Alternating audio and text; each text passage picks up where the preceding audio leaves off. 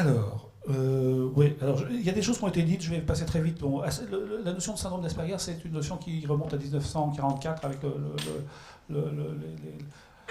avec Hans Asperger qui a publié un travail de thèse qui montrait le suivi de 9, puis ça a été élargi après, patients autistes sur lesquels il a insisté beaucoup sur les compétences cognitives particulières de ces patients. Et puis on a oublié Hans Asperger au bénéfice de Léo Kanner, et c'est seulement en 80 que Lorna Wing a traduit Asperger en anglais et a remis en avant la notion de syndrome d'Asperger.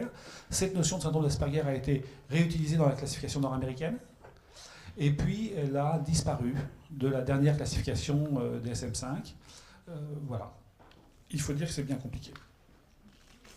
Je passe là-dessus. Ils me disent, bon, le syndrome d'Asperger, c'est un diagnostic d'autisme typique, complet, avec l'ensemble des symptômes, à la fois des troubles des interactions sociales, à la fois des troubles de la communication, et à la fois des intérêts restreints, des jeux répétitifs, des gestes stéréotypés. Mais avec deux particularités. Il n'y a pas de retard intellectuel. On reviendra sur cette notion de retard intellectuel. Et puis surtout, l'enfant a parlé tôt. Parler tôt, ce n'est pas dire qu'il a parlé comme tout le monde. Ça veut dire qu'il a dit ses premiers mots avant 2 ans et ses premières phrases avant 3 ans. Vous voyez que la notion de parler tôt est quand même restrictive. Voilà. Donc voilà la définition. On avait fait un travail avec Pascal Planche il y a quelques années pour essayer de voir s'il y avait des profils cognitifs différents dans le syndrome d'Asperger et dans l'autisme de haut niveau. Et effectivement, on a, là vous avez les résultats d'un WISC-3, sur une quinzaine de patients à chaque fois. On note effectivement, si vous voyez en violet la courbe concernant les patients Asperger et en noir la courbe concernant les autistes de haut niveau, on note des différences de fonctionnement cognitif. Alors on est vachement content. Il suffirait de faire des tests de QI pour faire la différence. Le seul truc, c'est ce qu'on ne met pas là, c'est qu'on a des patients qui avaient la définition clinique du syndrome d'Asperger et qui avaient le profil autiste de haut niveau, et on avait des patients qui avaient la définition clinique de l'autisme de haut niveau et qui avaient le profil Asperger. Donc notre critère qui permet de différencier aujourd'hui l'autisme de haut niveau du syndrome d'Asperger ne fonctionne pas. Voilà. Il s'avère que dans un monde où la communication est importante, le syndrome d'Asperger, c'est très chic. Ça donne à voir un truc qui surprend tout le monde. Morgane, ce matin, a donné quelques exemples. Ce garçon qui survole Rome pendant 45 minutes en hélicoptère et qui, après, pendant 5 jours, dessine Rome. Et chaque immeuble a le nombre de fenêtres que l'immeuble comporte. Bon, évidemment, il n'y a rien à dire. On n'est pas nombreux à pouvoir faire un truc comme ça. Mais est-ce que c'est fascinant? Et qu'est-ce que c'est que cette fascination? Elle porte sur quoi? Est-ce que ce n'est pas une fascination morbide? Est-ce que ce n'est pas, en raison même des particularités du fonctionnement cognitif, et on va revenir là-dessus, que ces patients sont capables de faire un truc comme ça, et que si bien que quand on observe ça, nous, on observe quoi? Et qu'est-ce qui nous fascine? Les causes de l'autisme, donc je considère qu'il y a plein de choses qui ont déjà été dites et acquises, que vous êtes un public quand même très averti. Les causes de l'autisme, aujourd'hui, les causes de l'autisme sont... D'abord, quand on fait un bilan neuropédiatrique, un bilan génétique pour essayer de retrouver des causes dans l'autisme général, dans 15% des cas, on retrouve des causes et dans 85% des cas, on ne retrouve rien. Dans le syndrome d'Asperger, dans 99,9% des cas, on ne retrouve rien. D'accord ? Ça ne veut pas dire qu'il n'y a rien. Ça veut dire qu'on n'est pas fichu capable aujourd'hui, avec nos techniques d'analyse génétique, des circonstances environnementales, de dégager des éléments qui seraient explicatifs. Donc, le syndrome d'Asperger, et donc il y a un consensus des chercheurs, des spécialistes de l'autisme, pour considérer que l'autisme aujourd'hui trouve ses origines très précocement dans le développement du cerveau, avant la naissance, et serait responsable de ces troubles des anomalies génétiques confrontées à des particularités environnementales. Et une fois qu'on a dit ça, je ne sais pas de quelle anomalie génétique il s'agit, et je ne sais pas de quelle particularité environnementale il s'agit. On a repéré certaines particularités environnementales, la prise de dépakine par les mamans durant la grossesse, la très grande prématurité. En dessous de 29 semaines d'aménorrhée, on augmente beaucoup le nombre d'enfants autistes. de naissance. Mais voilà, au-delà de ces deux facteurs-là, je suis bien incapable d'avancer. Pour ce qui est des gènes, je remercie Thomas Bourgeron de m'avoir donné ce tableau. Et donc, il y aura interrogation écrite à la sortie. Vous avez autour les chiffres 1, 2, 3, 4, 5, 6, c'est les chromosomes. Hein. Vous savez que nous avons 22 paires de chromosomes autosomiques et puis 2 chromosomes dissexués, XY, quand on est un garçon, XX quand on est une fille. Et donc, les petits carrés de couleur sont les gènes candidats à être responsables d'autisme. Donc, aucun de ces gènes n'a fait la preuve en elle-même définitive qu'il y avait une responsabilité. Et aujourd'hui, voilà où on en est. Donc, il y a trop plein. Voilà. On m'a demandé de parler du diagnostic précoce. Donc, le diagnostic précoce, c'est un truc. Dans le syndrome d'Asperger, c'est difficile parce que parfois, je diagnostique les gens, ils ont plus de 50 ans. Hein. Donc, comme diagnostic précoce, c'est pas génial. Mais en même temps, si je les diagnostique à cet âge-là, pour la plupart d'entre eux, c'est que ça a bien fonctionné jusque-là. Et si ça a bien fonctionné jusque-là, on peut penser que c'est le miracle des rencontres et de la vie, ce que je crois, mais est-ce qu'on a quelque chose à réfléchir sur ces aspects de miracle? Est-ce qu'il y a quelque chose qui peut nous aider, nous, dans la prise en charge, dans le quotidien avec nos enfants? Est-ce qu'il y a des choses à apprendre de ces situations où, finalement, les choses ont fonctionné assez bien? Et puis, autre chose, qu'est-ce qu'on apprend du moment où ça ne fonctionne plus? On débarque chez le meunier pour avoir un diagnostic. Mais globalement, et ça concerne surtout l'autisme, on a 40% en gros des parents qui s'inquiètent dès la première année, et la plupart du temps, c'est des inquiétudes qui posent sur soit un retard psychomoteur, soit des maladies associées, épilepsie essentiellement, et dans 60% des cas, on a une alerte parentale qui n'intervient qu'autour de 18-24 mois. Bon. Conditions supplémentaires, ça veut dire qu'on vient de dire c'est neurodéveloppemental, ces enfants naissent porteurs de ces particularités, et pourtant, nous ne percevrons les troubles du comportement, les particularités d'adaptation de ces enfants que beaucoup plus tard. Mettons ça dans un coin de mémoire. Alors, il y a beaucoup d'instruments qui aident au diagnostic précoce, vous savez, il y a le chat, le N-chat parce que le chat ne marchait pas bien, le CAN Nourrisson qui était une échelle développée à Tours. En Pays-Bas, Bittler a développé une échelle de détection précoce de l'autisme destinée aux enfants de 14 mois. Je dois vous avouer que depuis qu'on me demande de travailler sur le diagnostic des enfants à 2 ans, je suis dans une difficulté extrême. Et que je me plante vraiment souvent. Alors, je suis peut-être pas bon, mais, ce qui doit être le cas, parce que mes collègues, ils ne se plantent pas, donc il y a un truc. Mais moi, je me plante très souvent. C'est-à-dire que, évidemment, quand je vois un enfant de 2 ans ou 3 ans pour lequel je vais retenir un diagnostic d'autisme parce que la symptomatologie est présente, je vais le prendre en charge. C'est évident. Et puis, je vais me rendre compte, au fil des 2 années qui suivent, qu'à 5 ans, on n'est pas dans l'autisme. J'espère qu'on ne lui aura pas fait trop de mal en le prenant en charge. Mais en fait, ça veut dire que les symptômes qui confèrent le diagnostic d'autisme ne sont pas spécifiques d'autisme. D'accord? Première chose. Deuxième chose, tous ces instruments-là sont peu ou prou construits sur qu'est-ce qui appartient aux symptômes classiques de l'autisme et qu'on retrouvait dans la petite enfance. Or, c'est pas comme ça que ça se passe. On vient de dire exactement le contraire l'instant d'avant. Ils naissent porteurs de particularités et on ne les repère que plus tard.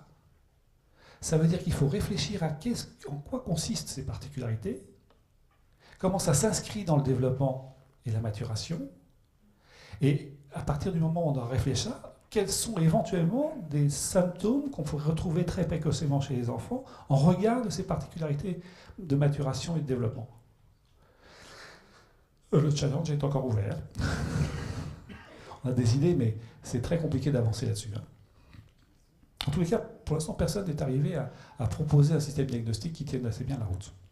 Mais ça ne sera sûrement pas sur les symptômes classiques tels qu'ils sont requis par la classification. Alors je donne ce tableau-là à titre d'exemplarité de ce que je viens de dire. Donc ce sont les symptômes de l'autisme tels qu'ils ont été recueillis au moment d'un entretien avec les parents, tels que les parents les repèrent dans leur quotidien. Hein. Et donc, vous voyez, on a des enfants de 2 ans et des enfants de 3 ans, certains sont autistes, d'autres ne le sont pas. Et si on regarde par exemple la capacité de sourire social, c'est-à-dire de répondre à un sourire par un sourire, eh ben, 70% des enfants à 2 ans qui ne sont pas autistes n'ont pas de sourire social. Et à 3 ans, ils sont encore 23% à être dans cette situation-là. Donc vous voyez ce que je veux dire, c'est qu'il n'y a pas de symptômes spécifiques, quoi. Et que donc le diagnostic va reposer sur la présence de suffisamment de symptômes suffisamment longtemps. Et ça, c'est aujourd'hui, voilà, ça c'est la position normale, naturelle, politiquement correcte de tout le monde et que j'adopte évidemment. Et je vais vous proposer autre chose. Alors, un mot sur la prévalence de l'autisme, combien il y en a. Voilà un travail qui a été fait par une équipe américaine de vraiment bonne qualité. Et donc vous voyez l'augmentation entre 1975 et 2009, et c'est pas fini, j'ai pas mis les 2010, 11, 12, 13, 14, 15, d'accord, en sachant qu'aujourd'hui on est 1 sur 80 dans les travaux les plus récents. On a une augmentation exponentielle de ces diagnostics. Pourquoi? Alors, j'ai pas de réponse, personne n'a de réponse. On a plusieurs hypothèses. Première hypothèse, on voit tout le monde là où on ne voyait pas tout le monde avant. Ça, c'est très nord-américain. Le système de soins nord-américain fait qu'il y a des gens qui n'ont pas accès au système de soins. Et c'est un peu mieux, si j'ai compris. Deuxième hypothèse, on a un système diagnostique plus large. Mais oui, c'est évident. Le DSM-5, on est passé d'une triade à une diade. Et vous imaginez bien que si vous passez d'une triade à une diade, vous allez augmenter le nombre. Enfin, je veux dire, c'est obligatoire. Vous ne savez rien comprendre. Moi, dans mes déboires brestois, mon nouveau patron brestois m'avait expliqué qu'enfin, avec le DSM-5, on allait diminuer le nombre d'enfants autistes Asperger. J'ai expliqué le contraire, mais ça n'a pas suffi à ce qu'il me garde. Mais bon. Voilà, donc c'est évident, on a un système diagnostique qui est plus large. Et puis quand on passe de autisme typique, atypique, au trouble anxieux développement, au trouble du spectre autistique, on a beaucoup plus de gens là-dedans. C'est bien mignon l'histoire du spectre autistique, c'est une bonne idée, à condition qu'on sache de quoi il s'agit. Qu'est-ce que c'est que le spectre? C'est un spectre génétique? C'est un spectre comportemental? Symptomatologique? Cognitif? Des fonctionnements? Là, je vous prie de croire que plus personne n'est d'accord. Et donc cette idée de spectre est une idée qui est sûrement intéressante, mais qui ne nous sert pas à grand-chose aujourd'hui. Et puis c'est pas naturel en médecine de regrouper. En médecine, on fait des petits tas. Il y a ça et ça et ça, et on ne met pas tout en même temps, quoi, en règle générale. La démarche naturelle du médecin. Donc on est encore, vous voyez bien, tout ceci est bien le juste reflet des très grandes difficultés en termes de connaissances dans lesquelles nous nous trouvons aujourd'hui. Et puis alors, est-ce que les diagnostics sont stables? Et bien vous voyez, on a au début, entre 12, 13, 14 mois, 322 enfants autistes, et à l'arrivée, il y en a plus de 293. Il y en a qui sont devenus des tests d'os, d'autres qui ne sont pas du tout dans les TED, etc., etc. Ça croise dans tous les sens. La stabilité diagnostique n'est pas très très bonne. Donc il faut faire attention à un diagnostic très précoce.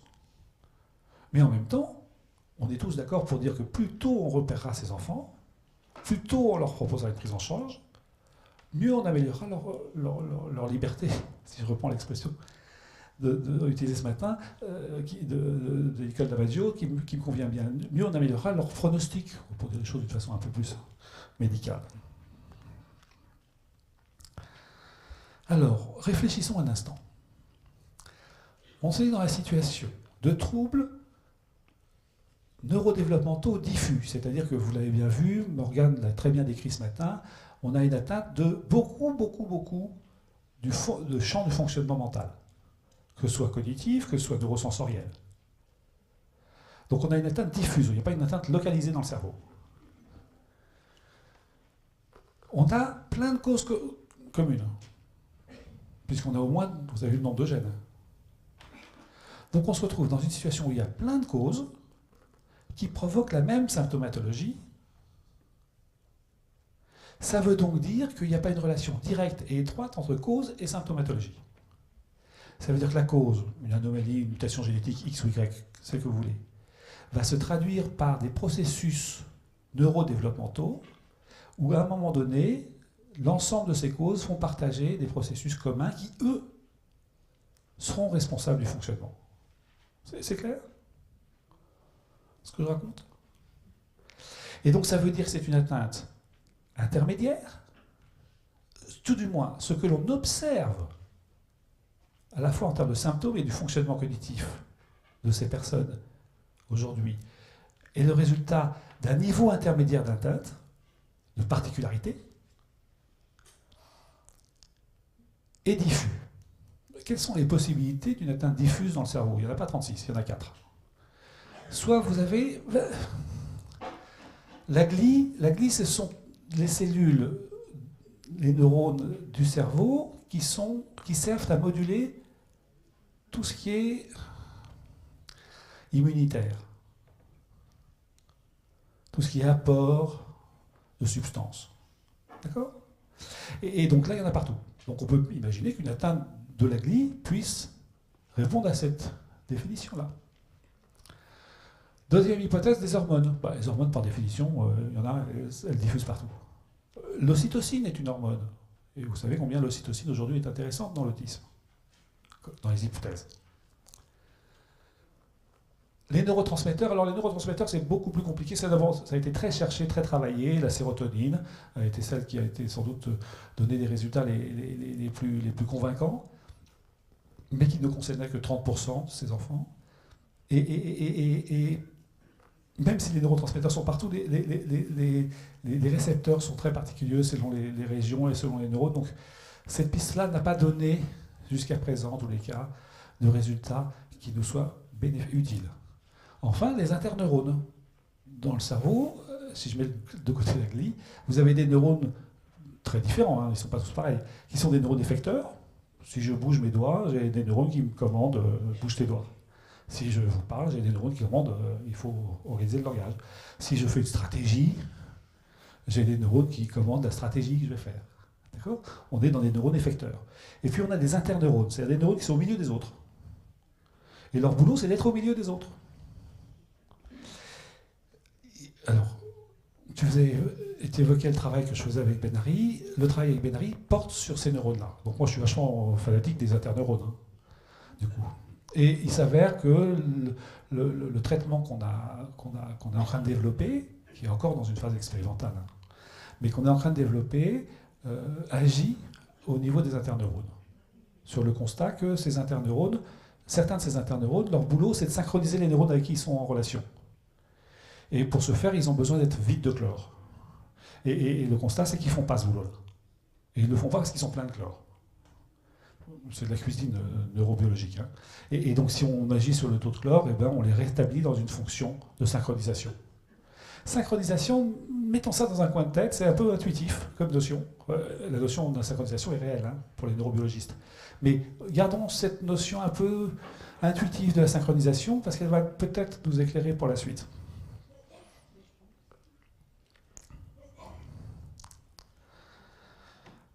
Alors, arrivé à ce moment-là du propos, je vous propose de visionner je vais me taire pendant 20 minutes, ouf. Je vous propose de visionner un court film. J'ai commencé avec beaucoup de retard, hein, je note. Hein. Un court film de 20 minutes que beaucoup d'entre vous ont déjà vu, mais que d'autres, c'est toujours bon de le revoir. Qui est un film c'est un montage de propos, de témoignages de patients, adultes, Asperger et autistes de haut niveau, que j'ai fait de telle manière à ce qu'il soit le plus éclairant possible de leurs particularités cognitives, fonctionnelles. Ce qu'on comprend, ce que j'essaie de montrer à travers ce montage, c'est que ce qui m'apparaît comme particularité, la difficulté, l'incapacité des personnes autistes, c'est, vous l'avez bien compris, ils traitent les informations une par une. On peut traiter les informations une par une, chacun d'entre nous faisons ça. Si on énumère ce qu'il y a sur le bureau, c'est un par un. Et puis on traite les informations simultanément, tout en même temps. D'accord ? Mais pour qu'on puisse traiter les informations simultanément, il faut qu'on puisse les hiérarchiser les unes par rapport aux autres. Et c'est cet aspect de hiérarchisation qui ne fonctionne pas. Et donc ils traitent toutes les informations une par une parce qu'ils ne peuvent pas hiérarchiser les informations, les trier, les sélectionner, enfin vous pouvez utiliser le terme que vous voulez, finalement c'est celui de hiérarchisation qui me convient le mieux. Emmanuel, quand je lui propose la hiérarchisation, il la décline en binaire. Vous faites des statistiques. Ah, on ne fait pas de statistiques. Ça se hiérarchise en nous.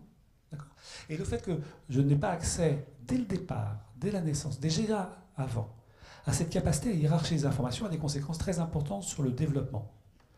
Alors, on va passer par le langage, même si les Asperger n'ont pas de problème de langage, parce que ça va bien nous expliquer ce qu'il y a en termes de représentation mentale, parce que dans toute la suite, quand il va falloir les accompagner, ça va être très important. Le langage est polysémique. Un mot correspond à une série d'objets différents et de circonstances différentes dans lesquelles les mots interviennent. Pour que nous puissions parler ensemble, il faut que nous ayons une représentation mentale, ce qu'on a présent à l'esprit, qui soit compatible avec cette polysémie. La compatibilité de notre représentation mentale à nous, neurotypiques, avec la polysémie, est assurée par ce travail de hiérarchisation associative. Je prends un exemple. Si j'ai le mot fleur, immédiatement, chacun d'entre nous avons un certain nombre d'informations qui concernent les fleurs qui nous viennent à l'esprit. Il est très clair que si je veux, c'est pas les mêmes. Fleur enterrement, c'est sûrement pas la première information que vous aviez quand j'ai dit fleur tout à l'heure. Mais derrière, on a tous et chrysanthème et le dernier enterrement auquel on a assisté. Et donc, on a hiérarchisé les éléments de la représentation mentale pour suivre le meunier quand il passe de fleur à fleur et enterrement. On fait ça en permanence. On n'a pas conscience de le faire, ça se fait. Et ça se fait pour le langage, ça se fait pour l'audition, ça se fait pour la vue, ça se fait pour l'ensemble du champ perceptif et intellectuel. L'implicite, ce qui va de soi qu'on sache faire à tel âge, tel âge, tel âge. Les autistes n'ont pas de pointage proto-déclaratif. Ils peuvent pas dessiner une trajectoire qui va du bon doigt à l'objet que je désigne. On n'a pas appris à dessiner des trajectoires, ça se fait tout seul. Ça se fait tout seul grâce à ce jeu de hiérarchisation associative. Je vais un peu vite, je ne décline pas complètement la situation de petit bébé, mais je pourrais le faire un autre moment. Les nuances, je vais insister sur les choses qui sont importantes en regard de tout ce qui a été dit ce matin. Les nuances. Les nuances dépendent du contexte. On a rendez-vous dans environ un quart d'heure, c'est quoi environ ? Évidemment, ça dépend de avec qui on a rendez-vous, s'il est toujours en retard, en avance, c'est pour ce qu'on fait, on va au cinéma, il ne faut pas qu'on soit en retard, etc., etc. Si je ne peux pas nuancer, il y a des informations, vous avez vu combien on a parlé d'angoisse, il y a des informations qui, pour être traitées, sont nécessairement nuancées. Toutes les informations affectives, chez chacun d'entre nous, doivent être nuancées. Si nous sommes dans une situation d'excitation, de peur, qui dépasse nos capacités, nous perdons le contrôle de l'avancée et du mouvement. Observez des supporters de matchs de football.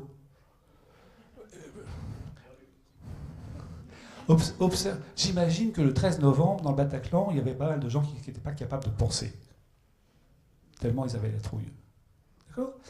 Eh bien, si je ne peux pas nuancer ça, toute expérience affective, et Dieu sait si la vie quotidienne nous en offre l'occasion, toute expérience affective devient problématique et prend des proportions folles.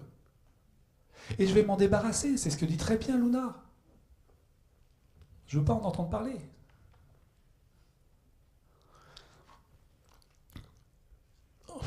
Prescription aux parents. Quand vous faites des choses nouvelles, les autistes n'aiment pas les choses nouvelles parce que traiter l'imprévu, c'est compliqué, parce que pour traiter l'imprévu, dans le temps imparti à traiter l'imprévu, c'est-à-dire rapidement dans la vie quotidienne, il faut pouvoir traiter toutes les informations en même temps à grands traits. Si je les traite une par une, ça prend beaucoup de temps. Et donc, ce n'est pas qu'ils ne peuvent pas traiter l'imprévu, c'est qu'ils ont besoin de temps pour traiter l'imprévu. D'accord ? Donc, si vous voulez augmenter les capacités de représentation mentale, j'ai été très vite sur le langage. Un garçon de 14 ans, autiste, à qui je dis « Humain, qu'est-ce que tu vois, toi, comme image ?» La texture de la peau. On a tous la même texture de la peau. C'est-à-dire qu'ils construisent une représentation qui vous rend polysémique par le jeu des invariants. Et vous imaginez le nombre d'humains qu'il faut voir pour arriver à l'idée qu'on a tous la même texture de peau ? Et donc, on est dans une espèce de paradoxe avec ces patients. C'est qu'à la fois, ils ne veulent pas les nouveautés, et à la fois, plus ils en auront, plus ils avanceront. Je fais un truc. Alors, il y a un truc qui nous agaçait beaucoup, nous, pédopsychiatres. On les prenait en charge à l'hôpital de jour, on faisait de la patinoire, tout ça, machin. Et on se cassait la minette, quoi, quand même. Et l'été, ils partaient en vacances avec les parents et ils progressaient. Ah, les saletés. Alors, on s'habillait, c'est pas grave, c'est grâce à nous, tout ça. Mais qu'est-ce qui s'est passé ? L'été, je suis avec des parents détendus et je fais des choses nouvelles. Et ça m'est très profitable. Vous faites une chose nouvelle avec votre enfant autiste, et vous faites la tête parce que vous êtes levé du pied gauche pour quelque raison que ce soit, ça ne marche pas. Vous êtes souriant, détendu, ça fonctionne. Soyez souriant et détendu. J'en ai d'autres comme ça, si vous voulez. Non, mais vous voyez ce que je veux dire ?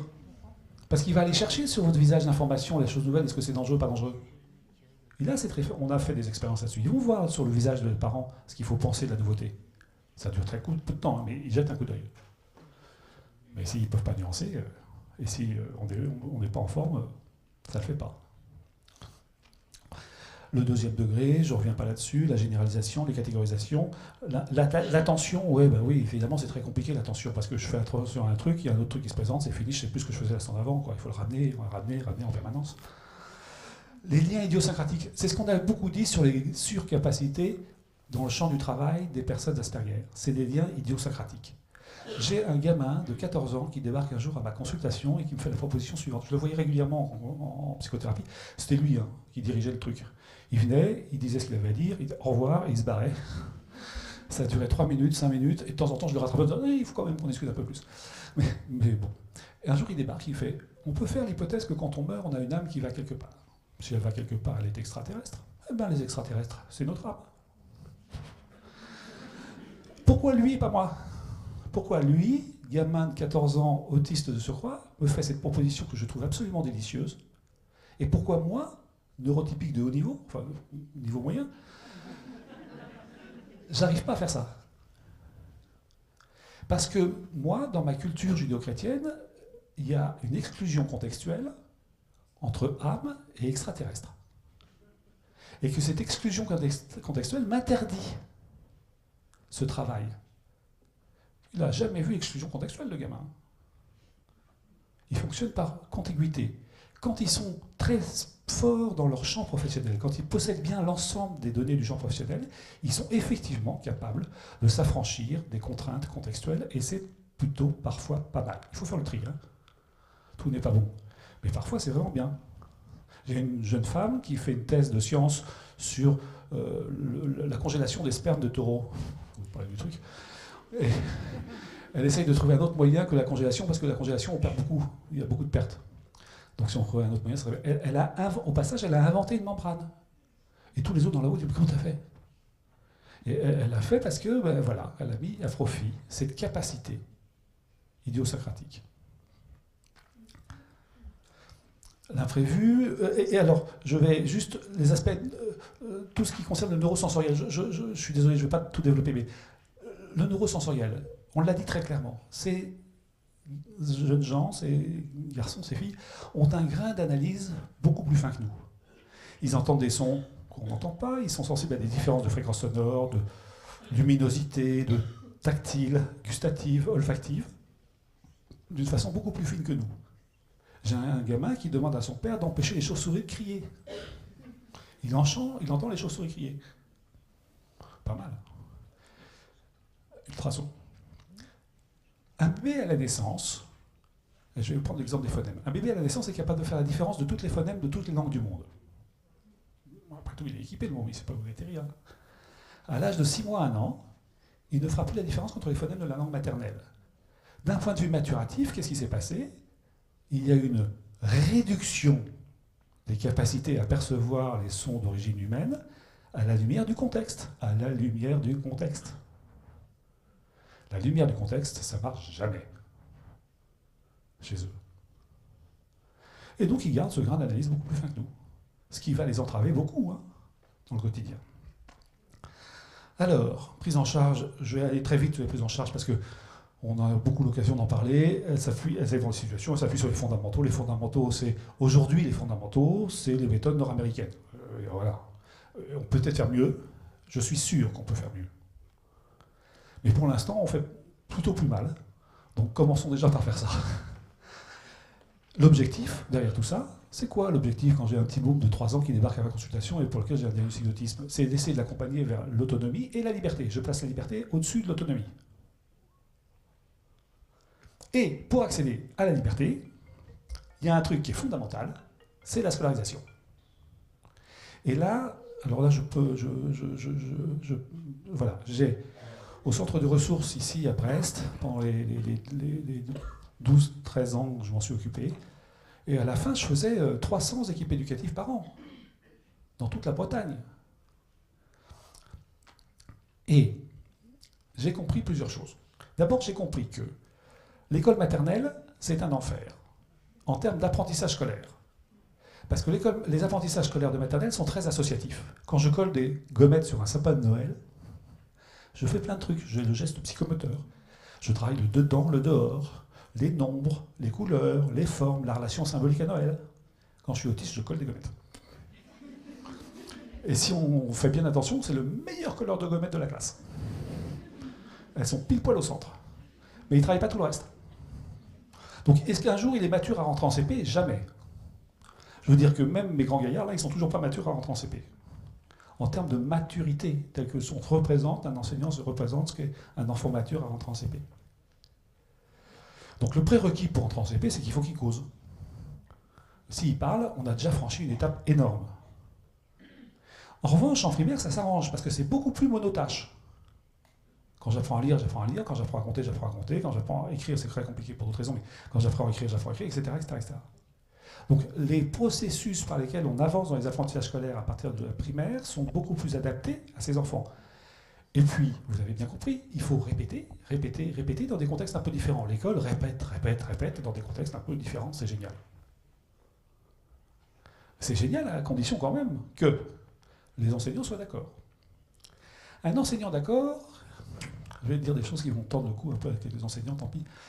Un enseignant d'accord, c'est un enseignant qui est capable de revoir sa représentation mentale du développement.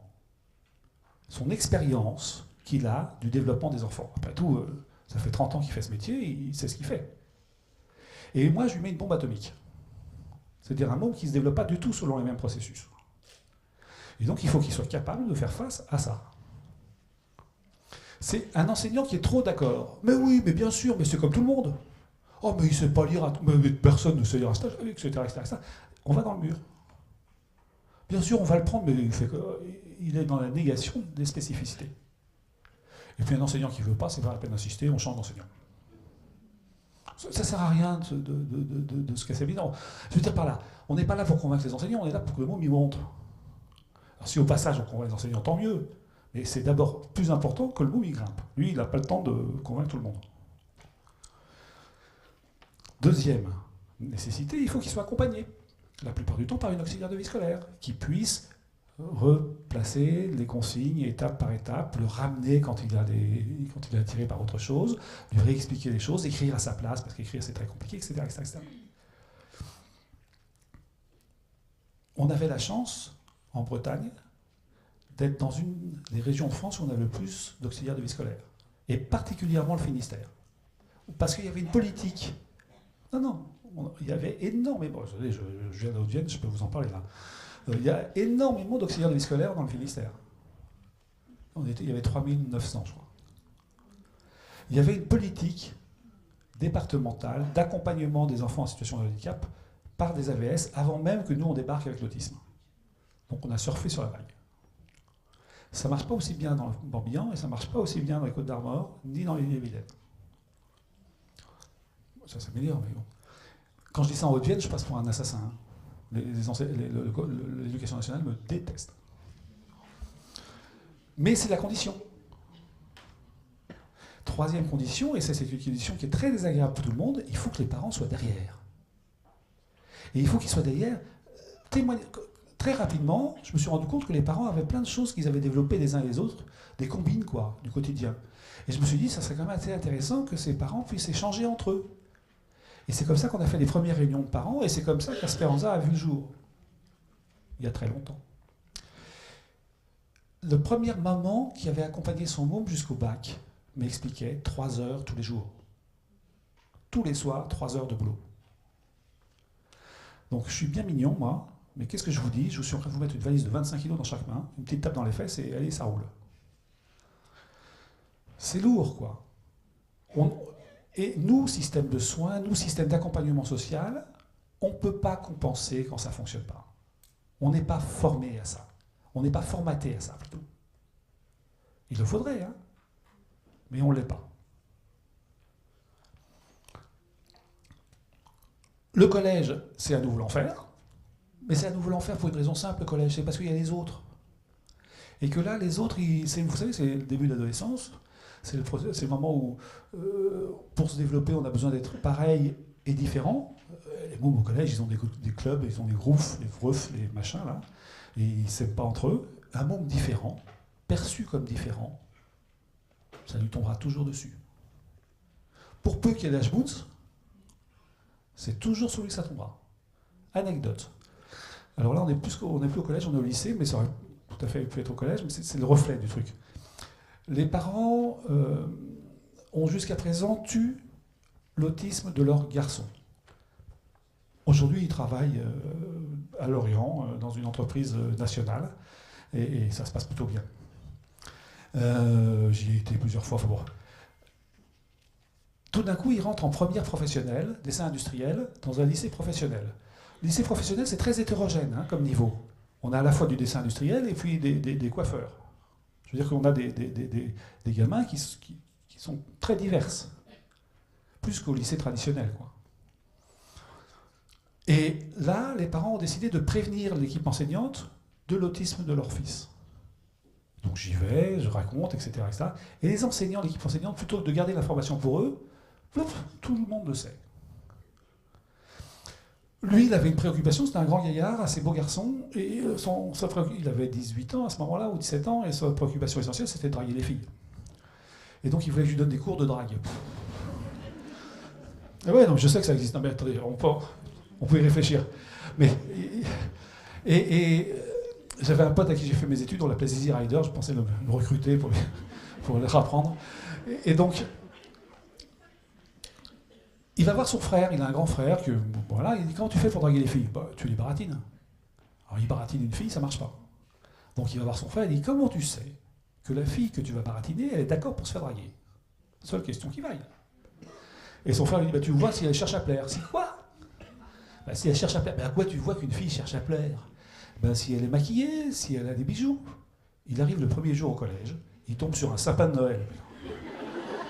Il se précipite. Ça a été l'enfer. Parce que la petite en face, elle savait qu'il était autiste, là où elle aurait dû l'ignorer. Et donc, elle cherchait à plaire, ça c'est clair.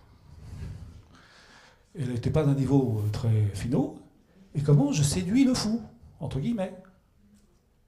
C'est comme ça que c'est vécu, hein. Je suis désolé de... Ça a été une atteinte narcissique impossible. Il a fallu qu'on trace une ligne blanche, ils n'avaient plus le droit de traverser. J'ai essayé d'éteindre l'incendie. Je me suis retrouvé avec la gamine avec ses deux copines. Et là, c'est la négociation, hein. On est en négociation. Donc moi, mon seul objectif, c'est qu'il reste une année de plus pour finir son bac pro, hein. Le reste, je m'en fiche. Et donc j'explique, ouais, c'est pas grave, on s'en fout, qu'ils s'en aillent, ils nous embêtent. Bon, à la fin, totalement désarmé par mes arguments, rien ne fait. Je dis, vous avez raison, on va le mettre à l'HP, on va le neuroleptiser à mort, on va en faire un légume, ça va être génial. Les deux copines, ah ben non, on peut pas faire ça. Je pensais avoir gagné le parti, la petite, ouais, à l'HP. Bon, c'est pour dire combien c'était compliqué. Et il venait à ma consultation, il me disait, c'est une usine à emmerdement, cette fille. Bon, normalement, au lycée, ça s'améliore un peu quand c'est le lycée général. Pourquoi ça s'améliore un peu? D'abord parce que les mômes ont tous grandi, ils sont moins dans ce problème identitaire, et puis parce qu'on s'est débarrassé des plus couillons aussi. Hein. Je suis désolé de dire ça comme ça, mais on a fait un peu, il y a eu le tri qui a été fait autour. Ça ne s'arrange pas toujours, hein, mais normalement ça s'arrange un peu. Et l'objectif, c'est de les faire grimper jusqu'à ce qu'ils puissent être dans une situation de liberté de choix, et ça sert à quoi l'école? L'école sert à gagner sa liberté. Vous travaillez bien, grosse liberté. Vous travaillez pas bien, petite liberté. Et le système est ainsi fait que les trains ne repassent pas beaucoup. Et que si on manque dans le train, il faut essayer d'y rester. Et là, on va faire des efforts considérables pour pouvoir venir à ce résultat-là. Bon, les études supérieures, vous en avez très bien parlé, ça se renouvelle, c'est exactement le même bordel. Il faut recommencer à les accompagner, c'est plus structuré du tout. Alors ils cessent d'aller à l'école, enfin, dans les enseignements, ils restent enfermés dans leur chambrette à faire Et ce qui est très désagréable, j'ai une très mauvaise nouvelle. Ce que nous avons gagné, nous pouvons le perdre très rapidement. Rien n'est jamais définitivement gagné. Et je prends à cela un dernier exemple. Et puis après, je parlerai d'un instant du retard mental et après, j'arrête. Garçon de 50 ans, un homme de 50 ans, marié, 2 enfants, quand j'étais interne à la Salpêtrière, donc j'étais interne il y a quand même un petit bout de temps, Il avait 50 ans, donc il avait été polytechnicien, et il fabriquait des algorithmes mathématiques pour les radars chez Thomson. Il était tout seul devant son ordinateur toute la journée, il fabriquait des trucs auxquels personne ne comprenait rien, mais les radars, ça fonctionnait. Donc on était content. Il s'était marié parce qu'il y avait eu le bal de Polytechnique, et dans les années 60, bal de Polytechnique, bourgeois, polytechnicien, marié. Il avait 2 enfants, et il avait une vie très protocolisée. Il n'avait pas d'amis, l'été, pas très loin d'ici, en vacances chaque mois, l'hiver, une semaine de ski toujours au même endroit. Sa femme racontait, il ignorait tout à fait qu'il était Asperger, et sa femme racontait bien que quand les copains venaient bouffer à la maison, il disait: ton mari est quand même un peu spèce. Oui, mais mathématicien, polytechnicien, on ferme à la boîte, on mettait dans la poche et on n'en parlait plus. Première charrette de licenciement chez Thomson, très grandes inquiétudes. Mais heureusement, ça va assez vite. Deuxième charrette de licenciement, l'inquiétude est si importante qu'il se met un coup de couteau dans le poumon. Heureusement, il ne s'est pas blessé beaucoup pour le poumon. Mais du point de vue psychologique, massif. Il était catatonique. Je le mettais dans une position, il restait dans cette position 3/4 d'heure. Il était capable de dire, la seule chose qu'il était capable de dire, c'était de dire ce qu'il y avait écrit sur les portes. Et comme nous, on était vachement bons à l'époque, on a fait ce qu'il fallait pour l'aider. C'était en prime, on l'a cuit. Je suis désolé, c'est pas beau, mais c'était Marion Le Boyer qui était ma chef de clinique, pas seulement moi. Mais je veux dire, on était tous nuls, quoi. Et donc on a considéré qu'il y avait une schizophrénie catatonique, on l'a dépolitisé comme il fallait pas, enfin on a fait tout ce qu'il fallait pas. Ce que je veux dire, c'est qu'un quart d'heure avant, ce mec-là, il était vachement bien. Et qu'un quart d'heure après, c'était catastrophique.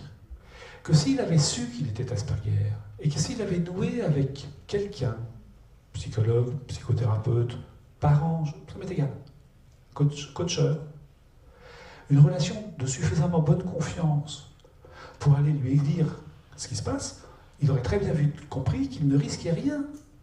Il aurait été vendu avec la division radar. Mais il risquait sûrement pas d'être licencié.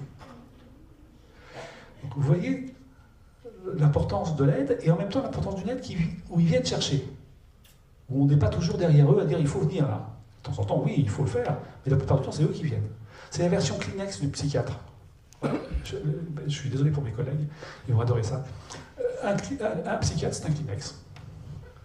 On a besoin de se moucher, on prend le Kleenex, on se mouche et on fout la poubelle. Et puis j'ai besoin de me moucher un quart d'heure après, je prends un nouveau Kleenex et je me mouche à nouveau. Ben, c'est exactement pareil avec un psychiatre. Ben, avec un médecin, d'une manière générale, on va pas voir le médecin juste pour le plaisir de voir le médecin.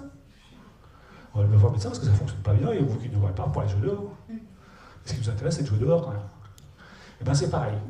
Mais si à chaque fois que je vais voir le psychiatre, j'en prends pour 6 mois, ça ne va pas le faire. Et donc il faut pouvoir adapter les choses. Et parfois c'est 6 mois, ou 1 an, ou 2 ans, ou 10 ans. Hein, je ne veux pas dire que... Mais il faut l'adapter. Et ben voilà, merci.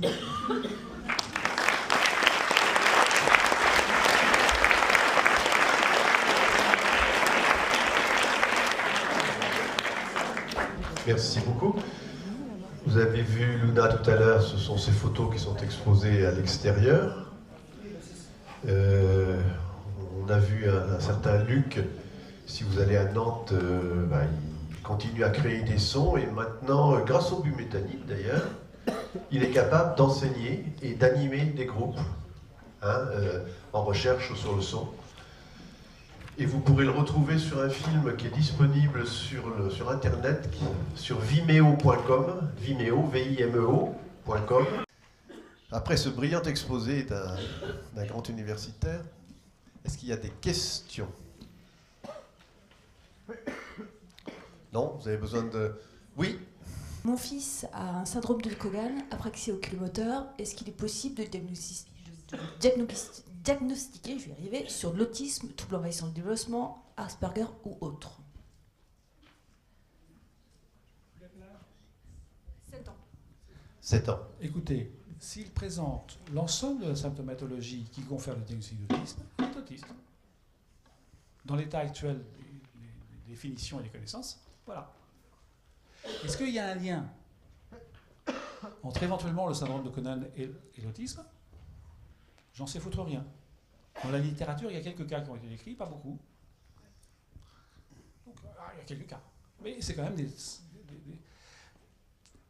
Si je veux savoir s'il y a un lien entre les deux, il faudrait que j'ai suffisamment de cas pour pouvoir appliquer les définitions épidémiologiques. L'autisme, c'est 1% de la population. Si 1% des enfants qui ont un syndrome de Cohen ont un autisme, c'est le hasard. S'ils sont 25%, c'est pas le hasard. Voilà comment on raisonne aujourd'hui. Mais bien sûr qu'il est possible de lui faire passer les tests. Après, ça sert à quoi? Il faut réfléchir. Ça sert à, éventuellement, utiliser les clés que j'ai essayé de vous donner dans l'aide qu'on peut lui apporter au quotidien. Une question par ici. Un tout petit enfant, excusez-moi, Oui. un tout petit enfant qui ne parle pas, autiste, il va falloir lui apprendre à quoi sert le langage. Ça ne va pas de soi de savoir à quoi sert le langage. C'est pas inné, ce truc-là. Vous voyez le débat sur l'inné et l'acquis. C'est pas inné, c'est acquis. Mais c'est acquis d'une façon implicite. Et donc, il va falloir le rendre explicite. Et puis après, il va falloir travailler avec lui un système de communication qui lui permet de travailler son système de représentation mentale. C'est technique, quoi. Maintenant, ce qu'on sait, c'est que ces méthodes-là, qui sont très intéressantes dans l'autisme, sont aussi intéressantes chez les autres enfants. J'ai dit que j'allais dire un mot du retard mental, juste parce que je ne l'ai pas dit. C'est très compliqué de savoir si un enfant autiste a un retard mental ou pas. Et dans les deux sens, d'accord ? Parce que les tests que j'utilise pour savoir si un môme a un retard mental sont des tests qui sont calibrés à la lumière du développement traditionnel. Et que je ne peux pas calibrer des enfants avec un développement différent avec ces tests-là. Mais dans l'autre sens aussi. La première fois que j'ai rencontré des patients autistes de haut niveau Asperger, c'était à l'initiative d'une maman. On a fait une année de conférences, de symposiums, enfin de rencontres, de séminaires à la Salpêtrière à Paris. Et le premier jour où on se rencontre, bonjour, je m'appelle, il y avait Alain Zarty qui était le professeur de pédopsychiatrie de l'époque, type délicieux qui nous a aidé beaucoup dans tout ce travail, et qui se présente. Bonjour, je m'appelle Alain Zarty, je suis professeur de pédopsychiatrie. Bonjour, je m'appelle Georges, je suis autiste. De haut niveau. J'ai un QI à 185, 175, enfin les plus bas de la bande, c'est nous, quoi. Bon, et ça va pas. Ils ont de très bonnes capacités à répondre à des questions idiotes de QI. D'accord ? Mais voilà, ils n'ont pas une meilleure adaptabilité au monde. Malheureusement. Alors c'est clair que s'ils travaillent en séquentiel, et que quand je demande à... Vous avez vu ce garçon avec les lunettes noires, Emmanuel ? Quand je pose la question à Emmanuel, pour toi, c'est quoi du simultané? C'est du séquentiel rapide. C'est-à-dire, quand ils ont la capacité d'aller très vite, ça leur est plus facile. Et que si je devais percevoir de quelque chose une facilité intellectuelle, ça serait chez ceux qui vont vite. Mais ça ne se mesure pas aujourd'hui, ça. Bonjour, Madame Le Guen, assistante sociale à l'Action sociale de la Défense. Moi, je voulais vous remercier parce que j'ai accompagné des parents qui avaient un enfant autiste qui était en dernière année de maternelle et on a dû mener un combat avec l'école pour réussir à le faire intégrer la classe de CP. Ça a été un combat vraiment important mené par le corps médical qui accompagnait cet enfant, par moi-même qui soutenais les parents et surtout par les parents qui croyaient en la capacité de leur enfant et qui voyaient l'école en fait juger très sévèrement leur fils et dire qu'il n'était tout simplement pas capable d'aller en milieu ordinaire. Il y avait une AVS, il y avait le corps médical, il y avait la volonté des parents, mais il n'y avait pas la volonté de l'institutrice. Et ça, quand l'école n'accompagne pas, c'est extrêmement compliqué. Et on a dû faire un changement d'école pour pouvoir amener cet enfant à aller en CP. Donc moi, je trouve ça particulièrement... c'est vraiment douloureux pour les parents qui, eux, croient en leur enfant et de voir qu'en face, les personnes qui devraient les accompagnent pas. Et ce matin, on a clôturé la conférence en parlant de la nécessité pour les parents d'être soutenus. Et moi, je n'ai jamais eu la volonté d'accompagner l'enfant parce que je ne suis pas du tout spécialisée là-dedans, ce n'est pas mon cœur de métier. Par contre, mon travail, c'était vraiment d'être une béquille pour ces parents qui, comme vous le disiez, avaient une valise de 25 kilos dans chaque main. Et si on peut les soutenir un petit peu et porter un peu de poids avec eux, je pense que c'est indispensable. Merci.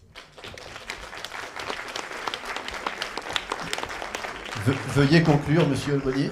Je vais profiter de votre propos parce que, après tout, on est ici réunis dans une assemblée qui réfléchit ou qui essaie de présenter l'état actuel des lieux sur l'intégration et la capacité qu'on a d'accompagner ces enfants. Et donc, on est tous convaincus D'accord ?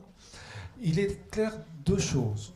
Il y a une indignité générale, en France particulièrement, à l'égard des personnes handicapées, adultes. Et que si on grandit tous dans le même ensemble, on peut espérer que ça va améliorer un peu les choses. Et donc ça plaide pour maintenir à l'école des enfants qui même n'auraient pas le niveau scolaire pour y participer, parce qu'ils sont là et que c'est important qu'ils soient là, au milieu de nous, pour la dignité future. Mais dans la vraie vie, on est des extraterrestres tous.